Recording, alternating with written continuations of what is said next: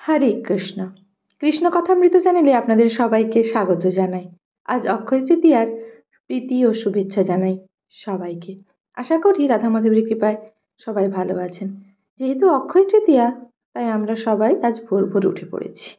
মন্দির মার্জনা করে, বাসন ধুয়ে, ফুল চয়ন করে রাধা মাধবের কাছে পৌঁছে গেছি রাধা মাধবকে আজ চন্দন দিয়ে স্নান করানোর জন্য। কেননা অক্ষয় তৃতীয়া থেকেই রাধা মাধবের চন্দন যাত্রা শুরু হয়।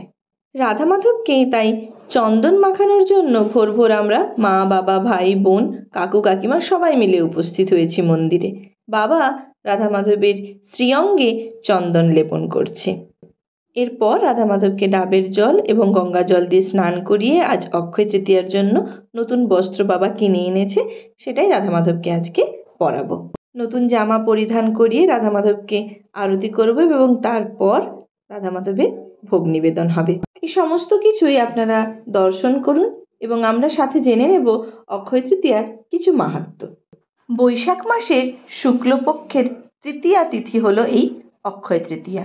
শাস্ত্র মতে বছরের ৩৬৫ দিনের মধ্যে ৪টি দিন সব থেকে শ্রেষ্ঠ। তার মধ্যে অক্ষয় তৃতীয়া হলো একটি দিন। এই অক্ষয় তৃতীয়ার দিন থেকে যেমন ভগবানের চন্দন যাত্রা শুরু হয়, সেরকমভাবে পুরীতে রথের নির্মাণ কার্যও শুরু হয়।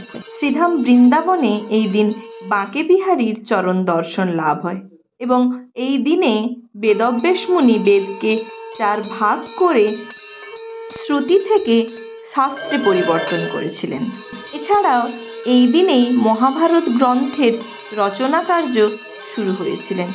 ব্রহ্মদেব মহাভারত রচনার জন্য বেদব্যাস মুনিকে বলেছিলেন। এই অক্ষয় তৃতীয়ার দিনেই ভগবান শ্রীকৃষ্ণ সুদামাকে ঐশ্বর্য প্রদান করে তার দারিদ্র্য বিমোচন করেছিলেন। এছাড়াও হিমাচল প্রদেশে নৃসিংহজিউর চন্দন বেষ্টিত দর্শন লাভ হয় এবং এই দিন নৃসিংহদেবের শরীর থেকে চন্দন তোলা হয় প্রায় 48 কেজি। এছাড়াও আরও অনেক মাহাত্ম্য রয়েছে এই অক্ষয় তৃতীয়া। আজকের দিনে সবাই রাধা মাধবের চরণে মনোনিবেশ করুন, কেননা আজকে আমরা যাই কিছু করি না কেন তা অক্ষয় হয়ে থাকবে। রাধে রাধে।